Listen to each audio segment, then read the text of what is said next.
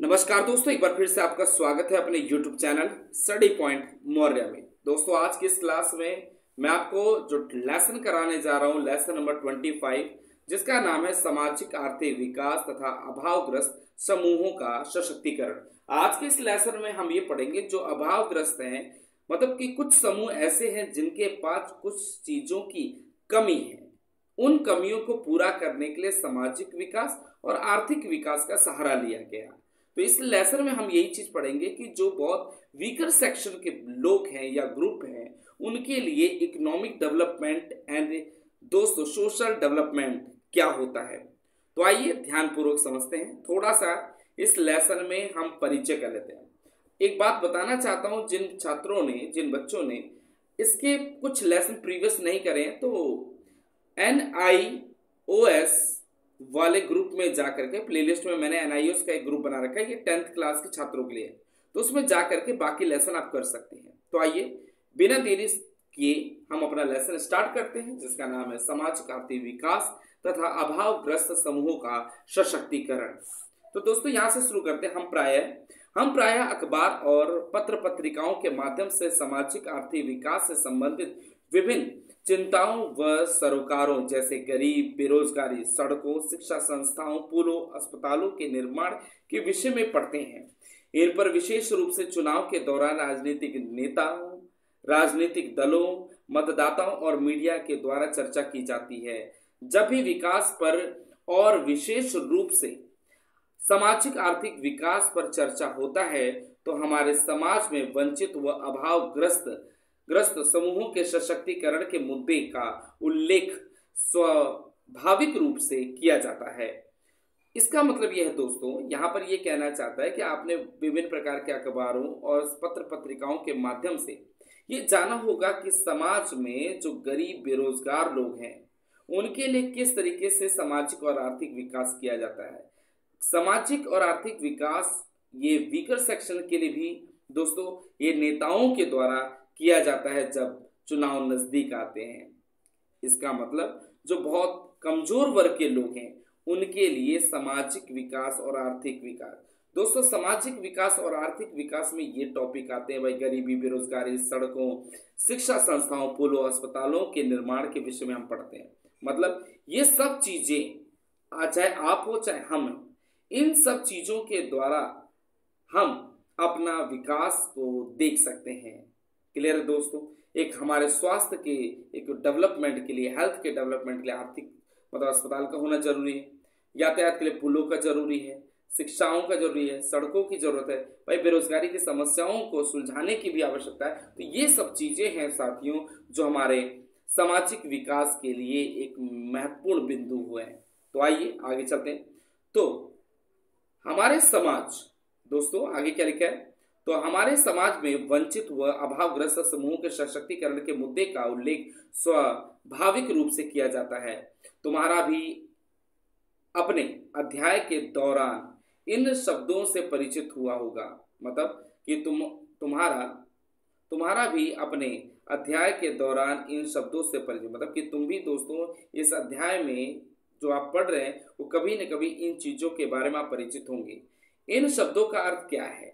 हम सामाजिक आर्थिक विकास और वंचित समूहों का सशक्तिकरण के बीच संबंधों को क्यों और किस रूप में समझते हैं। तो इसका मतलब है दोस्तों, इस लेसन में हम मेन पॉइंट क्या पढ़ेंगे कि किसी भी मानव या किसी भी समाज के विकास के लिए इन निम्न चीजों का होना जरूरी है। क्लियर। आइए अब देखते हैं मेन पॉइंट क्या कहता है दोस्तों। हाँ, ध्यान दीजिएगा साथियों, क्वेश्चन में बन सकता है हमारा सामाजिक और आर्थिक विकास का क्या अर्थ है। भैया सामाजिक और आर्थिक विकास का क्या अर्थ है? इस अवधारणा को समझने के लिए पहले हमें विकास को समझना जरूरी है, या हमें विकास को परिभाषित करना होगा। प्रायः एक राज्य में जो सुधार व सकारात्मक बदलाव हो रहे हैं, उन्हें विकास के रूप में परिभाषित किया जाता है। जी हाँ दोस्तों, अगर मैं एक साधारण भाषा में कहूँ कि विकास क्या होता है, डेवलपमेंट क्या होता है, तो आप कहोगे कि सर जो भी हमारे समाज में या हमारे राज्य में जो सुधार हो रहा है, जो पॉजिटिव चेंजेस आ रहे हैं, भाई सड़क टूटी थी सड़क बन रहे हैं, अस्पताल नहीं था अस्पताल बन रहे हैं, मोहल्ला क्लिनिक बन रहा है, तो आप ये जब चीजें सुधार और सकारात्मक बदलाव देते हैं, तो उसी को आप आसान शब्दों में कहेंगे कि विकास हो रहा है। तो ये अंडरलाइन करें ना भाई, विकास की परिभाषा होगी तो आप यहाँ से यहाँ तक भी लिख सकते हैं। लेकिन विकास की अवधारणा को भिन्न संदर्भों जैसे सामाजिक, राजनीतिक, जीव विज्ञान, प्रौद्योगिकी, भाषा, साहित्य में अलग अलग तरीके से परिभाषित किया गया है। दोस्तों हर एक फील्ड, चाहे वो सामाजिक हो, राजनीतिक हो, चाहे वो जीव विज्ञान हो, चाहे वो प्रौद्योगिकी हो, भाषा और साहित्य, हर एक डिपार्टमेंट के द्वारा विकास की अपनी अपनी परिभाषा दी गई है। कहता है दोस्तों, सामाजिक आर्थिक संदर्भ में विकास से अभिप्राय बेहतर शिक्षा, आय वृद्धि, कौशल विकास और रोजगार के माध्यम से लोगों के जीवन शैली में सुधार होता है। जी हाँ दोस्तों, आप जो ये लाइन देख रहे हैं, जो मैं आपको बता रहा हूं, इंपॉर्टेंट, ध्यान देना। कहता भैया सामाजिक आर्थिक संदर्भ में विकास से अभिप्राय, आप ये देखोगे सामाजिक रूप से और आर्थिक रूप से विकास का क्या अर्थ है? बेहतर शिक्षा, अच्छी आय का स्रोत हो, रोजगार के माध्यम से लोगों का जीवन शैली में सुधार हो, यही विकास है।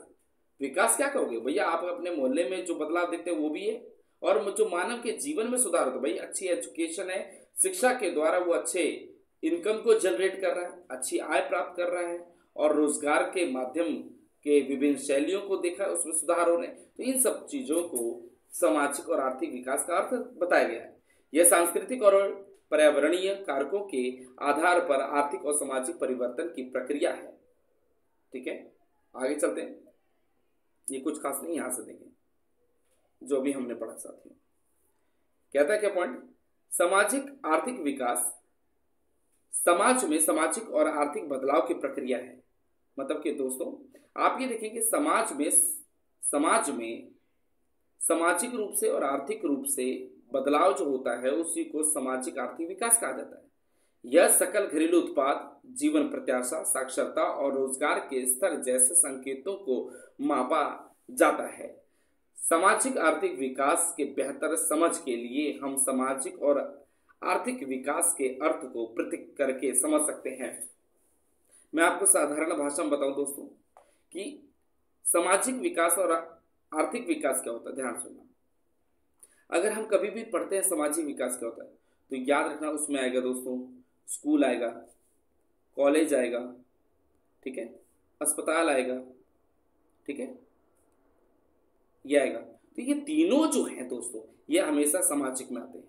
और आर्थिक में क्या आता है? बिजली, बीमा, बैंकिंग, संचार, यातायात मतलब ट्रांसपोर्ट, कम्युनिकेशन, ये सब इकोनॉमिक डेवलपमेंट में आता है। और सोशल डेवलपमेंट में दोस्तों साधारण भाषा में स्कूल, कॉलेज, अस्पताल, इन सब का विकास हो तो ये आपका सामाजिक विकास कहलाता है।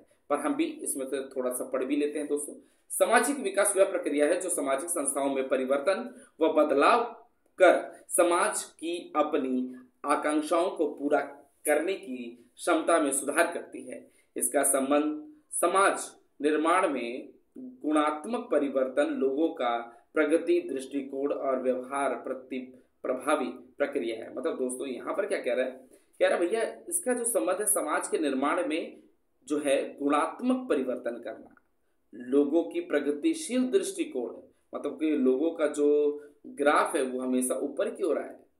आगे चलते हैं। और उन्नत प्रौद्योगिकी मतलब अच्छी टेक्नोलॉजी, मतलब अच्छा उद्योग होना चाहिए, जैसा कि आप नीचे दिए गए चित्र को देख सकते हैं।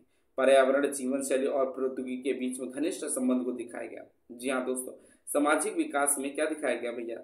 आपके सामने प्रकृति भी दिखा रखे हैं, घर दिखा रखे हैं और आपके उद्योग दिखा रखे हैं। इन तीनों में जो घनिष्ठ संबंध है वो सामाजिक विकास कहलाता है। ठीक है, इसके अंदर आप स्कूल, कॉलेज, अस्पताल, नर्सिंग होम भी ले सकते हैं, लिख सकते हैं। ठीक है, अब आगे चलते हैं आर्थिक विकास। जी हाँ दोस्तों, आर्थिक विकास में क्या कहते हैं? किसी देश या क्षेत्र में रह रहे लोगों के हितों में आर्थिक संपत्ति, संवर्धन और आर्थिक विकास कहा जाता है। आर्थिक विकास को प्रायः आर्थिक विकास के स्तर का संकेत माना जाता है। आर्थिक वृद्धि का संबंध राष्ट्रीय आय, घरेलू उत्पाद, सकल घरेलू उत्पाद या प्रति व्यक्ति आय में प्रगति से है। दोस्तों हम जानते हैं कि आर्थिक विकास, आप बोलते हैं ना मेरी आर्थिक स्थिति खुद ठीक नहीं चल रही है, मेरे घर की आर्थिक स्थिति ठीक नहीं चल रही, तो आर्थिक स्थिति में बैंकिंग, बीमा, यातायात, संचार के साथ साथ यहाँ पर बात कहता है भैया राष्ट्रीय आय, सकल घरेलू उत्पाद और आपका प्रति व्यक्ति आय की प्रगति से। अगर हमारी इनकम बढ़ती है तो हमारी आर्थिक विकास भी बढ़ता है। दूसरी तरफ दीर्घकालीन आर्थिक विकास से विपर्य एक राष्ट्र द्वारा अपने नागरिकों की आर्थिक, राजनीतिक, सामाजिक हितों को पूरा करना ही आर्थिक विकास कहलाता है। क्या आप जानते हैं? जी हाँ दोस्तों, ध्यान रख रहे हैं, छोटा वर्ड। देखो, किसी व्यक्ति की आय बढ़ेगी ना तो उसकी घरेलू आय बढ़ेगी। क्या बढ़ेगी? घरेलू आय बढ़ेगी। ठीक है। अब जब घरेलू आय बढ़ेगी तो एक देश की इनकम बढ़ेगी। क्या बढ़ेगी? देश की इनकम। तो यहाँ पे इसी तीन स्टेज को रखा है। ये हो गया प्रति व्यक्ति आय, ये हो गया दोस्तों घरेलू आय, और ये हो गया राष्ट्रीय आय। क्लियर हो गया? अब आइए एक एक करके पढ़ते हैं। तो इसमें अंतर क्या है? सकल घरेलू उत्पाद, जिसको दोस्तों इंग्लिश में हम बोलते हैं gross domestic product. Gross domestic product को दोस्तों हम हिंदी में कहते हैं सकल घरेलू उत्पाद। सकल घरेलू उत्पाद या सकल घरेलू आय राष्ट्रीय आय तथा देश की अर्थव्यवस्था के उत्पादन को मापने के कारक है। यह दिए गए वर्ष में एक देश की सीमा के भीतर एक विशेष अर्थव्यवस्था में उत्पादित कुल मूल्य है। जी हाँ दोस्तों, अगर हमारे एक देश में कितने करोड़ों का सामान, कितने खरबों का सामान का उत्पादन किया जाता है, उसका मूल्य क्या है, उसका प्राइस क्या है, यही हमारा दोस्तों सकल घरेलू उत्पाद कहलाता है। आगे चलते राष्ट्रीय आय। दोस्तों राष्ट्रीय आय में क्या पॉइंट कहता है? कहता है भैया राष्ट्रीय आय क्या है? राष्ट्रीय आय एक देश के लोगों द्वारा श्रम और पूंजी निवेश सहित प्राप्त आय है। दोस्तों राष्ट्रीय आय क्या है? देश की आय।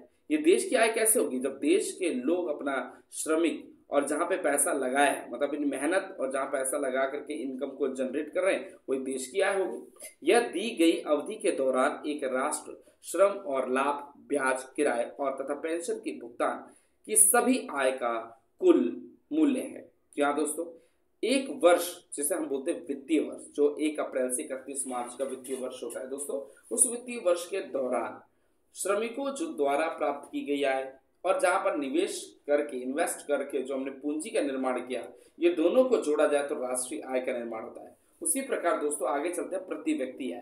प्रति व्यक्ति आय का मतलब होता है कुल राष्ट्रीय आय को कुल जनसंख्या से विभाजित कर दिया जाए तो प्रति व्यक्ति आय। जी हाँ दोस्तों, अगर मान लीजिए यहाँ पर 100 रुपए कमा रहा कोई, ठीक है, और वहां पे कितने लोग हैं, टोटल जो कमाएगा वो 100 रुपए, और कितने बंदे थे वहां 10, तो हर बंदे का जो एवरेज आएगा वो 10 रुपए आएगा।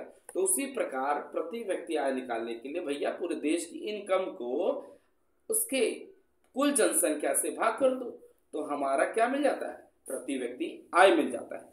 ठीक है। यह आय जो वार्षिक राष्ट्रीय आय स्तर, जो वार्षिक राष्ट्रीय आय समान रूप से सबके बीच विभाजित करके प्रति व्यक्ति आय, प्रति व्यक्ति को प्राप्ति होती है। जी हाँ दोस्तों, अगर हमारी कुल जितनी इनकम है, जितनी हमारी कुल इनकम है मान लीजिए, ठीक है, तो यहाँ पे दोस्तों क्या है, हर व्यक्ति के हाथ में है कुछ, तो इसी को बोलते हैं प्रति व्यक्ति आय। पूरे राष्ट्र की इनकम और लोगों की जनसंख्या को डिवाइड करते हैं तो हमारा क्या मिल जाता है दोस्तों?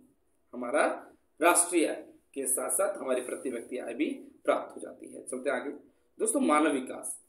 दोस्तों मानव पता है ह्यूमन होते हैं। मानव विकास क्या है कि मानव का कैसे विकास हुआ? आप साधारण भाषा में लिखना, जो भी हमने पढ़ा वो सामाजिक और आपका आर्थिक, इन दोनों को जोड़ देंगे तो एक मानव का क्या होगा? डेवलपमेंट होगा। हाँ या ना? ह्यूमन का डेवलपमेंट होगा कि नहीं? आगे पढ़ते हैं। जैसा कि हमने देखा, जब हम केवल आर्थिक विकास के बारे में बात करते हैं तब हमारा ध्यान केवल आय पर केंद्रित होता है। एक लंबे समय के लिए विकास के बारे में सामान्य धारणा धन या आर्थिक संपत्ति का संचयन करता है, लेकिन यहां से याद करना दोस्तों, लेकिन मानव विकास, अंडरलाइन करना दोस्तों, यहां से क्या है, लेकिन मानव विकास का अर्थ लोगों की पसंद का, उनके हितों का फैलाव व विस्तार। जी हाँ दोस्तों, मानव का जो विकास है वो कैसे होगा? भाई लोगों की पसंद, भाई लोगों को डबल डोर चाहिए तो मानव का विकास, लोगों को भाई 4 पहिए कार चाहिए तो वो खरीद लेता है, तो उसकी अपनी पसंद है, तो उसके क्या हितों का विस्तार हो रहा है, फैलाव हो रहा है, तो यही तो मानव विकास है। मानव जीवन के लगभग सभी पहलुओं और लोगों की पसंद वह विकल्प को शामिल करता है, जैसे आर्थिक, सामाजिक, राजनीतिक, सांस्कृतिक, शैक्षिक, भौगोलिक, भौतिक, जैविक, मानसिक और भावनात्मक। ये क्या चीज है दोस्तों? आय विकास के कई घटकों में से केवल एक घटक जो है मानव विकास को विकास के केंद्र में रखता है तथा मानता है कि मानव विकास का अर्थ लोगों के विकल्पों का विस्तार है। जी हाँ दोस्तों, साधारण शब्दों में कहे कि मानव के विकल्पों का विस्तार ही मानव विकास है। आज मानव का विकास कैसे है? उसके पास हर ऑप्शन आ रहा है भाई, उसे जो फोन चाहिए वो आसानी से खरीद रहा है। तो ये क्या है कि मानव का जो विकल्प है कि भाई मुझे अमेरिका का या अमेरिका की कोई कार चाहिए, तो ये क्या मानव का विकास है? क्योंकि दोस्तों खुद बोला लोगों के विकल्पों का विकास होना या आर्थिक विकास की गुणवत्ता और इसके समान वितरण पर ध्यान देने की आवश्यकता पर जोर देता है। आगे चलते हैं। दोस्तों यहाँ पर दो एक अच्छे राजनीतिज्ञ थे, उन्होंने अपनी अपनी परिभाषा दी। कहता है मानव विकास की अवधारणा डॉक्टर महबूब उल हक कहते हैं कि एक पाकिस्तानी अर्थशास्त्री द्वारा थे। मतलब ये एक पाकिस्तानी अर्थशास्त्री थे, उन्होंने मानव विकास पर एक अपनी बात को रखा। कहते हैं कि वह लोगों के लिए विकल्पों का विस्तार तथा उनके जीवन स्तर की स्थिति में सुधार को मानव विकास के रूप में वर्णित है। इस बात पर उनको दोस्तों नोबेल पुरस्कार विजेता थे ये दोस्तों, ठीक है? नहीं सॉरी ये नहीं थे, ये कुछ अलग इनको नोबेल मिला था। नोबेल पुरस्कार विजेता प्रोफेसर अमर्त्य सेन ने भी अर्थव्यवस्था के विकास में योगदान दिया। वे मानते हैं कि विकास से व्यक्ति की स्वतंत्रता बढ़ती है। जी हाँ दोस्तों, देखो दो चीज रखना। डॉक्टर महबूब उल हक कहते भैया लोगों के पास विकल्प होना चाहिए, क्लियर है। वहीं प्रोफेसर अमर्त्य सेन कहते भैया लोगों के विकास के लिए उनको खुद स्वतंत्रता भी होनी चाहिए। आपने तो ऑप्शन दे दिया, लेकिन उनको आज़ादी भी दो, तभी तो वो किसी चीज का उपभोग कर सकते हैं। क्या मेरी बात क्लियर? तो ये दोनों बहुत जिगरी दोस्त है दोस्तों, ठीक है। आगे चलते मानव विकास सूचकांक, जैसे बोलते हैं हम HDI। 1990 में डॉक्टर महबूब उल हक जो हैं और प्रोफेसर अमर्त्य सेन अर्थशास्त्रियों के एक समूह द्वारा विकसित किया गया था। तब से यह संयुक्त राष्ट्र विकास UNDP द्वारा अपने राष्ट्रीय मानव विकास रिपोर्ट में इस्तेमाल किया जाता रहा है। आगे चलते हैं, ये कुछ खास नहीं दोस्तों।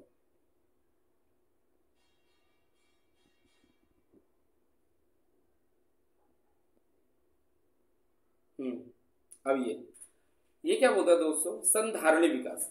संधारणीय विकास को इंग्लिश में बोलते हैं सस्टेनेबल डेवलपमेंट। संधारणीय विकास को हम सतत पोषणीय विकास भी कह सकते हैं, या अगर उसको धारणीय विकास भी कहोगे तो भी चल जाएगा। धारणीय विकास का तो सबसे अच्छा अर्थ मैं आपको बताना चाहता हूं दोस्तों कि भैया आप जो है यही से अंडरलाइन करना,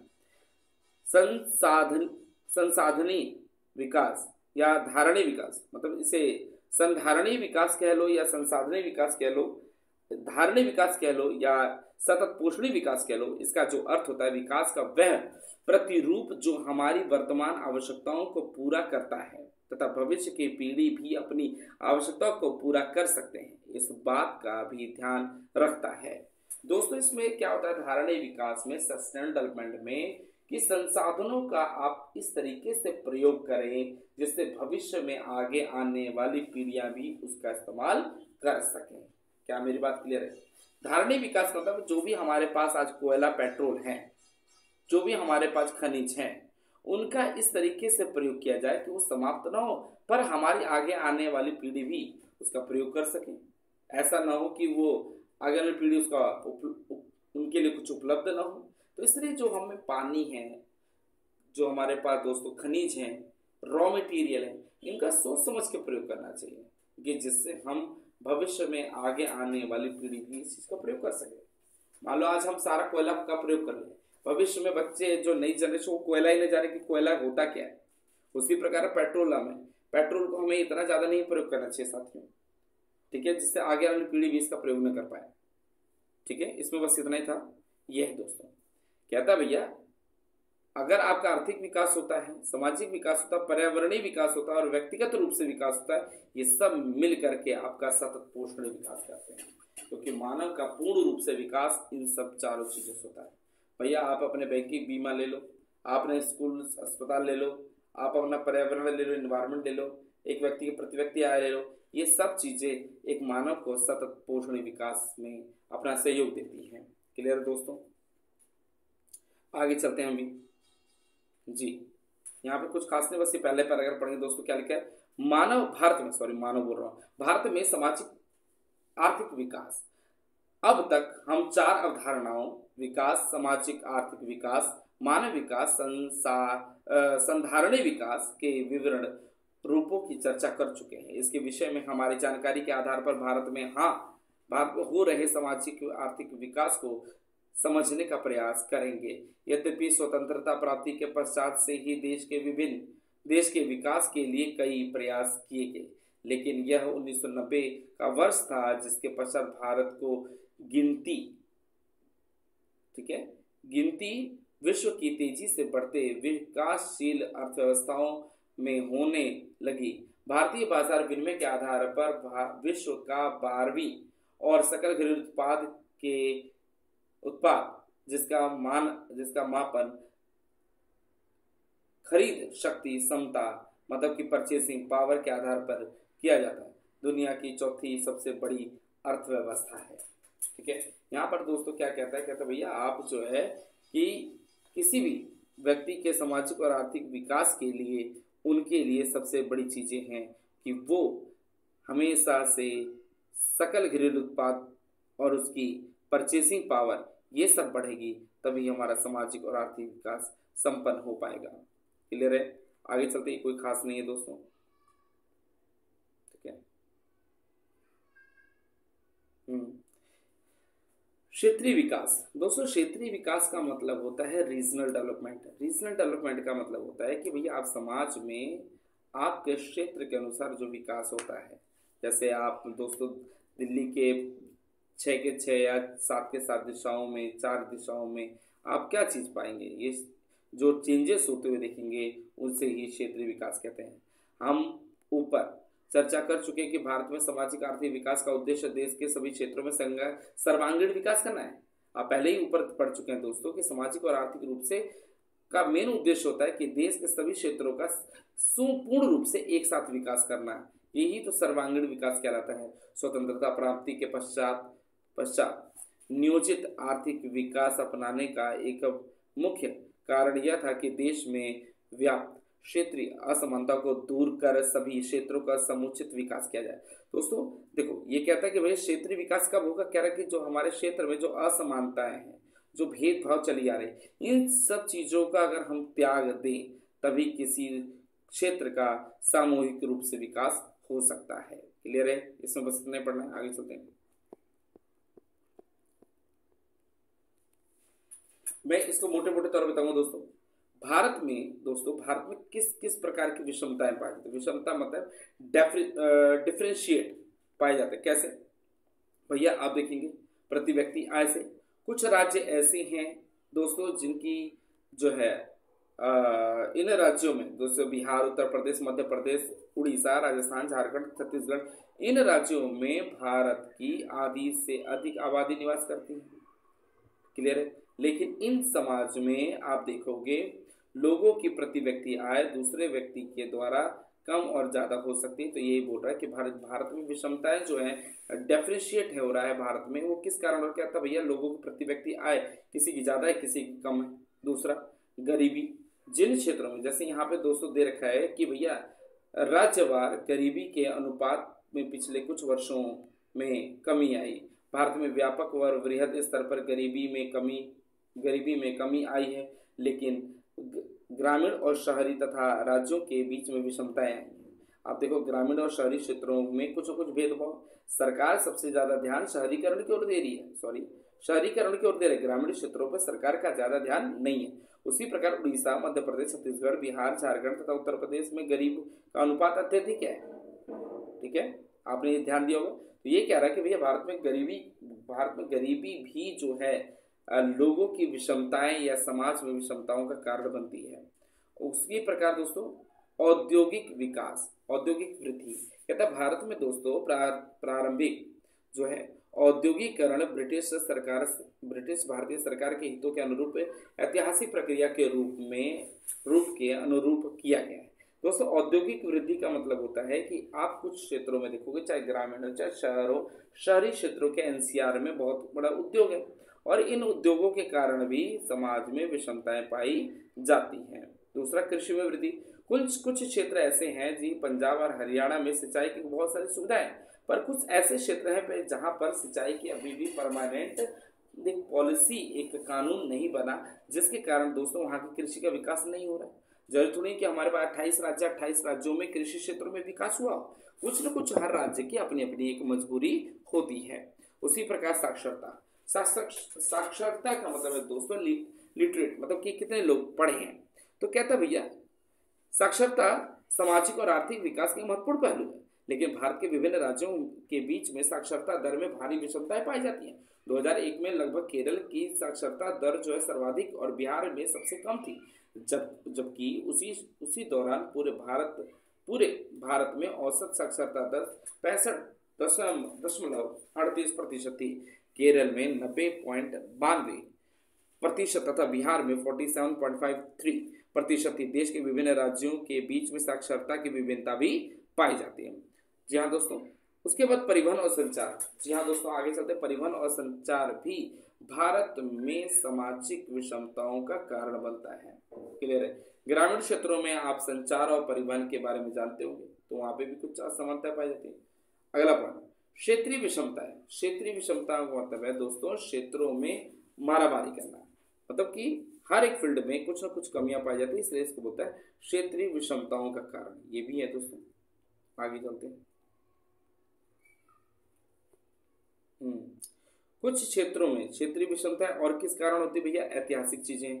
मान लो कि दिल्ली में आप बहुत चीजें, ऐतिहासिक चीजें देखते हैं, पर आप जाके केरल में नहीं देख पाएंगे। तो कुछ ऐतिहासिक चीजें भी होनी चाहिए जो मानव की विषमताओं को प्रभावित करती है। भौगोलिक स्तर पे दोस्तों अगर आप देखोगे, भारत जो है भाई कहीं पे भी बहुत पर्वतीय क्षेत्र है, कहीं पर दोस्तों रेतीले क्षेत्र है, कहीं पे आपके दोस्तों तटीय मैदान है। तो ये भौगोलिक कारक भी जो होती है ये क्षेत्रीय विषमताओं का कारण होती है। जैसे दोस्तों गरीबी, हम गर्मियों में दोस्तों हमेशा नॉर्थ इंडिया की तरफ भागते हैं। उसी प्रकार दोस्तों हम भी जो लोग हैं भौगोलिक स्तरों को देखने के लिए हम एक स्थान से दूसरे स्थान पर जलवासी के रूप में चलते रहते हैं। इस तरह से क्षेत्रीय विषमताओं का नाम भी दिया गया। क्लियर है। प्राकृतिक संसाधनों के वितरण। जी हाँ दोस्तों, प्राकृतिक संसाधनों का वितरण का मतलब होता है कि जो प्रकृति ने जो दिया है वो सभी राज्यों में समान रूप से वितरित होने चाहिए। उसके बाद आगे चलते हैं। देश के मुख्य वाणिज्यिक केंद्र में दूरी। जी हाँ दोस्तों, कि कुछ मार्केट ऐसी हैं जो कि बहुत दूर कर देगी, ये भी एक क्षेत्रीय समानताओं का कारण बनता है। आधारभूत संरचना में कमी। जिन राज्यों में आधारभूत संरचना जैसे सड़कें, बिजली, परिवहन सुविधाओं का विकास कर लिया, वे तीव्र आर्थिक विकास करने में सफल रहे। जिन राज्यों में ये आधारभूत सुविधाएं नहीं थी, वे आवंटित धनराशि का उपयोग तथा निवेश को आकर्षित करने में असफल रहे। सुशासन में कमी। दोस्तों सुशासन में कमी का मतलब होता है कि भैया समान रूप से किसी चीज की परवाह न करना, उसको शासन न करना। क्लियर है। आगे चलते दोस्तों। ठीक है। समाज में अभावग्रस्त समूह। जी हाँ दोस्तों, समाज में कुछ ऐसे समूह भी हैं जो बहुत हर चीज से पिछड़े हुए। जैसे भारत में सामाजिक और आर्थिक विकास का उद्देश्य समाज के सभी वर्गों का विकास सुनिश्चित करना था तथा उन्हें विकास की प्रक्रिया में भागीदार बनाना था। जी हाँ दोस्तों, सामाजिक और आर्थिक विकास का मतलब होता है कि समाज में सभी वर्गों का एक समान रूप से विकास करना, उनकी समान रूप से भागीदारी होती है, इसी को सामाजिक आर्थिक विकास हम कहते हैं। सामाजिक और आर्थिक जीवन में ऊर्ध्वगामी गतिशीलता के लिए सभी लोगों के विकास के परिणामों तक पहुंच तथा उन्हें समान अवसर प्राप्त करता है। जी हाँ दोस्तों, इसमें कुछ ज़्यादा खास नहीं, तो ध्यान से सुनिएगा इसमें क्या करना चाहता है। ये अंडरलाइन अपनी कॉपी में कर लेना। दोबारा मैं अंडरलाइन कर रहा दोस्तों, ध्यान से सुनिएगा। भारत में सामाजिक आर्थिक विकास का उद्देश्य समाज के सभी वर्गों का विकास सुनिश्चित करना तथा उन्हें विकास की प्रक्रिया में भागीदार बनाना है। क्लियर है। उसी प्रकार जो जैसे समाज में विभिन्न प्रकार के समूह हैं, वर्तमान समय में भी समाज के अनेक ऐसे वर्ग हैं जिनके विरुद्ध भेदभाव का व्यवहार होता है तथा उन्हें स्वतंत्र रूप से विकास का प्रक्रिया में भाग लेने तथा विकास के परिणामों का लाभ उठाने का अवसर प्रदान नहीं किया जाता। इन्होंने अभावग्रस्त समूह कहा जाता है। अभावग्रस्त समूह क्या होते हैं? जिनके पास किसी न किसी चीज की भी कमियां होती है या उनको प्रॉपरली रूप से विकास नहीं कर देते, अनुसूचित जाति, अनुसूचित जनजाति, अन्य पिछड़े वर्ग, महिलाएं, अल्पसंख्यक वर्ग आदि, ये सब जो है दोस्तों, यही तो समाज में अभावग्रस्त हैं। इनके पास जो चीज होना चाहिए, इनको छूट मिलना चाहिए, उतनी छूट इनको नहीं मिल पाती है। क्लियर है दोस्तों? आज की क्लास के लिए हम इतना ही पढ़ेंगे, तो इसका पार्ट 2 जरूर देखेंगे दोस्तों। पहले ये पार्ट 1 है, तो पार्ट 1 को भी पूर्ण रूप से समझे। पार्ट 2 में हम 25.7 वहाँ टॉपिक को करेंगे। तो दोस्तों मिलते हैं अपनी अगली वीडियो में इसी लेसन के दूसरे पार्ट पे। तो दोस्तों मैं उम्मीद करूँगा जितना मैंने पढ़ाया वो आपको समझ आया होगा। तो मिलते हैं दोस्तों अपनी अगली वीडियो में।